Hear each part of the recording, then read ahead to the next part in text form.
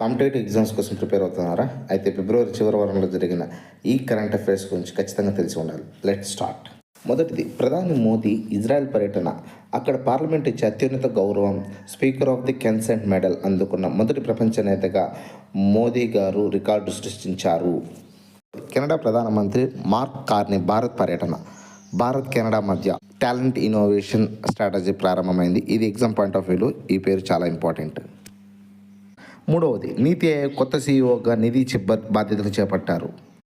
అలాగే రైల్వే శాఖ ఈఆర్సీటీ అంటే డిజిటల్ రైల్వే క్లెయిమ్ సిస్టమ్ అందుబాటులోకి తెచ్చింది. ఫిబ్రవరి 28 జాతీయ సైన్స్ దినోత్సవం. సర్ సివి రామన్ గారు రామన్ ఎఫెక్ట్ కనుగొన్న రోజు దీన్ని జరుపుకుంటాం.